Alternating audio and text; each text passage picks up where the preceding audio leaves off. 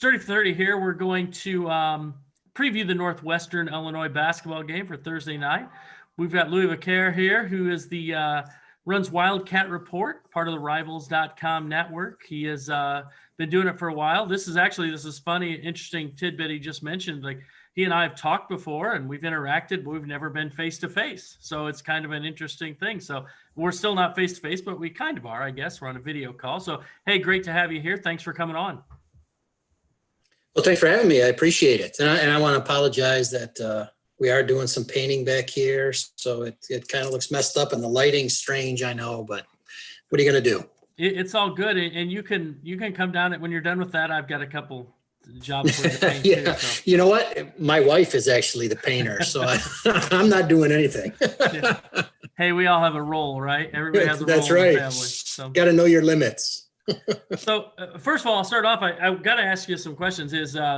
Football is probably the biggest sport right now at Northwestern just because they've had so much success with Pat Fitzgerald. And is Pat Fitzgerald going to be at Northwestern in the future, or is he leaning to the NFL? What have you been hearing there?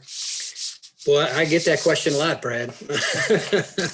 That seems to be the question of the day. I personally don't think he's going anywhere. I don't have any inside information or anything like that, but I know Fitz pretty well. I think he knows he's got it pretty good here. And, he's turned down Michigan, Notre Dame, Green Bay in recent years.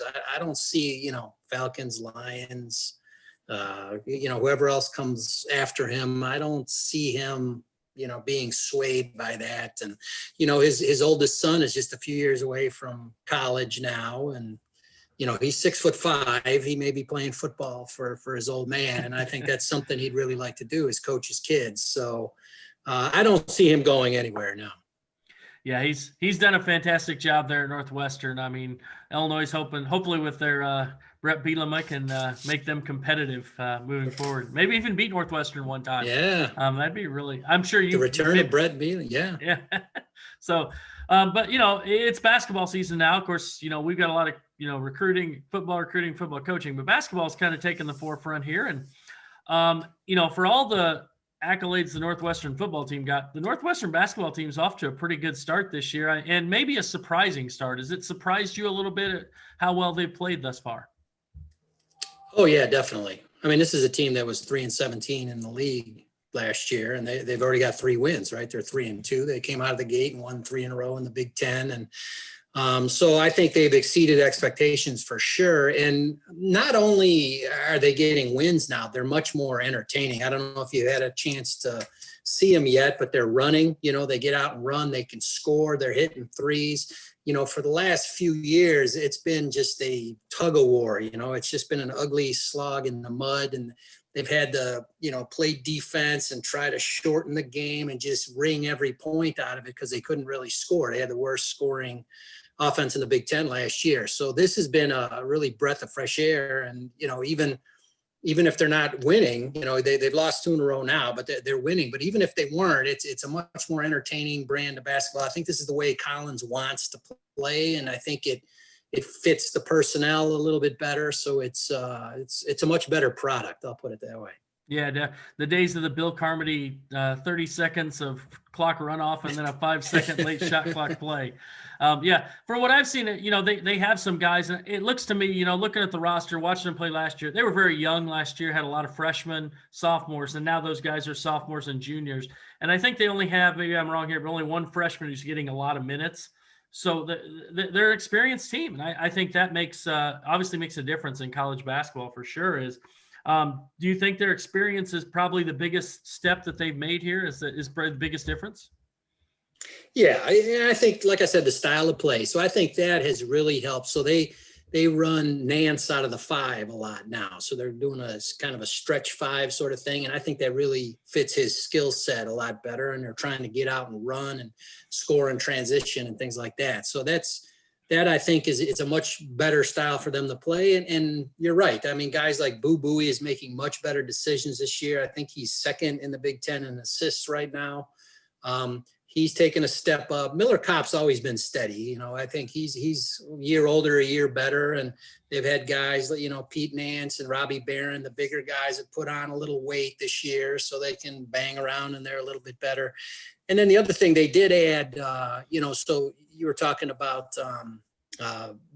Barry, the freshman, Ty Barry, who's he's been a solid contributor. He comes off the bench. And then Chase Audige is the transfer from William and Mary.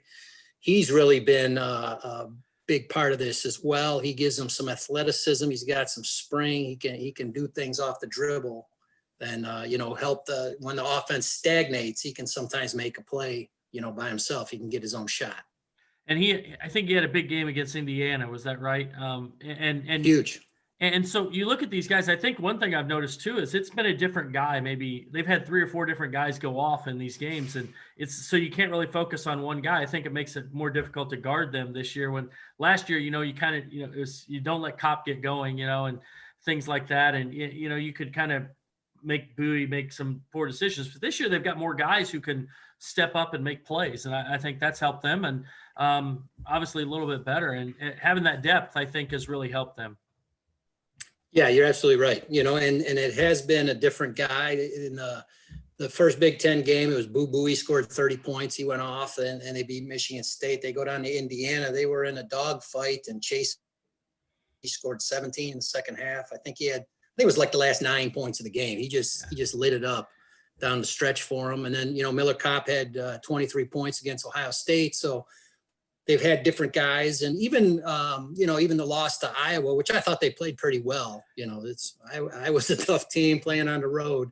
But, you know, Nance had a career night, 21 points. He had a fantastic game. So it's been different guys, and you're right. That makes them a little harder to guard. And they've got a lot of guys that can hit threes this year. You know, the 3-point shot is a big part of their offense, and they've got quite a few guys, you know, they can spread the floor out, and, you know, they're kind of running a 5-out system this year. And, you know, they spread the floor, and they got guys that can knock down the shots this year.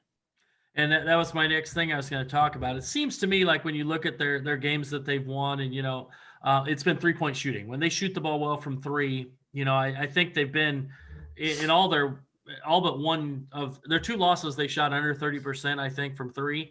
Every other game they've been 34 or higher, and they one game they did lose early on. But other than that, I mean, they've shot the ball well from 3, and it kind of, if they don't shoot the ball well, it seems like it's probably hard for them to win against maybe a Big Ten team here.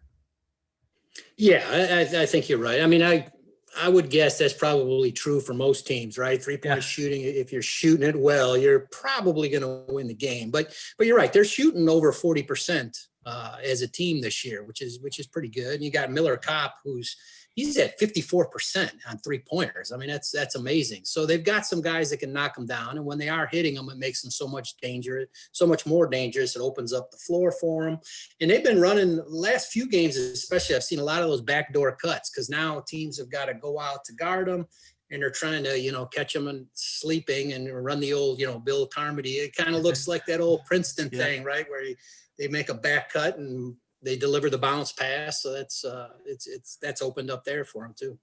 Yeah, it's actually fun to see that the spacing and the movement, and it's really fun to watch. Illinois tries to do that too, get 4 guys around. Of course, they have one guy in the middle, the big guy, you know, obviously right. Kofi, but they try and get those other 5 guys to, you know, be running around outside and leave that open middle, and we've seen that as well. A little bit better. Is the big concern maybe with Northwestern? Can they defend somebody like Kofi, or maybe a team like Illinois that's been, you know, and Iowa, you know, scored pretty well. Teams that are, you know, top 5 teams in the country offensively. Is that probably their biggest issue right now? Yeah, I think, you know, you look at their 2 losses now. They've lost 2 in a row, and I thought against Iowa, they doubled Garza on the inbound right away, right? So that opened up some shooting. And Frederick, you know, he had, I think it was 19 points, and Bohannon had 24, and you know, they were almost all on 3s. And every time, you know, Garza got the ball to the open man, and they knocked it down, and that's what killed them there. And then against Michigan, I think it was, you know, Dickinson. I don't know if you've seen him yet. Boy, he's an impressive, I mean, for a 7-foot freshman. Very good. Wow. Very good player. Yeah, he really impressed me. So their size and physicality. You know, Collins talked about after the game that really bothered him.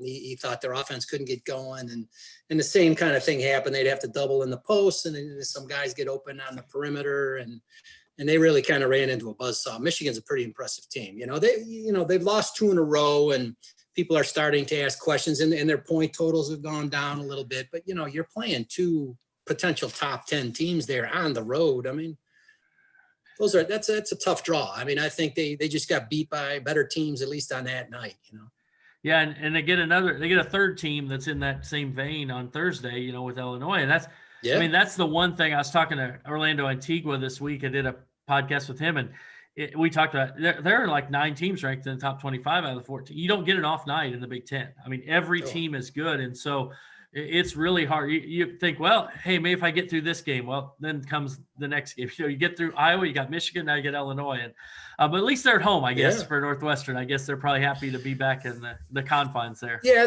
they're back home, and they got a few days off now, right? So they can, maybe do a little extra preparation, get some rest. But yeah, it's another daunting challenge, and I think with Illinois, you're facing the same kind of thing, right? They got the monster in the middle with Coburn, and are they going to double him right away and then give up too many outside shots? They got to find out how they're going to defend the big guy in the post, because they don't really have the muscle in there, Ryan Young and Pete Nance. If I think the fear is too, if you go 1-on-1, okay, maybe guard on the perimeter, let them go 1-on-1. Not only is he going to score points, but you're going to foul out of the game too, right? So they've got to, I think, try to figure out what their best approach is when they do have, when a team does have a big guy in the middle that can score, like a Coburn, like a Garza, Dickinson. Yep. Yeah. I totally agree. It's a tough matchup. But the one thing is, and that's what I said about a team like Northwestern. If they shoot the ball, they've got a chance because they're good shooters. They have a chance. They shoot the ball well. You got a chance to win that game. And so, just kind of, what do you think we're going to see Thursday night? What do you expect from the Wildcats? Well, I already kind of talked a little bit about it. I'm curious to see how they do guard Coburn and what they do defensively. And, offensively, they're going to do what they always do. They're going to try to get out and run, try to get some transition baskets, try to get Coburn out of the middle. That's what, on the other end, try to make him guard Nance or Barron or whatever out on the perimeter, get him out there, make him run, that kind of stuff. And they're going to shoot threes. That's a big part of their game. And they're going to run and try to get some transition baskets and try to hang with them. So can I get you on with a prediction on record for what you think is going to happen Thursday? Well, it's a tough matchup. I think for Northwestern, it's a tough matchup. I think they've shown when you got the big center that can score, that's a big problem. I don't know if they're going to be able to work that out. We'll see. But, and then you got Mr. Ayo Dosunmu on the perimeter, who's he's not bad either. He's not bad either, right? So they got the 1-2 punch, and I'll tell you, and watching Illinois, I haven't watched a ton of them this year, but I've been really impressed with Curbelo. Wow, he's a heck of a player. That guy, he really pushes the pace, and I think Illinois is a team that if Northwestern wants to run, well, I think they can run with them. I don't think that's a problem. Illinois is a deep team. I mean, I would give them an edge on Thursday. I think that they'll probably come out with the win. But like you said, if they shoot the 3 well, they got a shot, and that's all you can ask for, really. Yeah. So, you mentioned Curbelo. Curbelo has been fun to watch. DeMonte Williams said the other night, he's got eyes in his elbows and his and his knees and everywhere. He just finds guys, and you don't even know you're open, and he throws you the ball. So, yeah, he's been fun to watch. Well, hey, thanks for coming on. I appreciate it. I'm looking forward to seeing the game Thursday. I think it's exciting when the 2 in-state schools are both good and both competitive. And this little in-state, it's too bad we can't have fans at the game. I've always enjoyed going up there for the orange and purple contrast there in the stands. So it's fun. Yeah, it's a good time. So I appreciate you coming on, and thanks again. I will hopefully we'll see you down the road, and hopefully we'll see you face to face at some point, not over a Zoom call. So yeah, that's the hope for everybody, right? But thanks for having me on, Brad. I appreciate it, and we'll see what happens Thursday. Looking forward to the game. Okay, thanks, Louie. Appreciate it. All right, take care.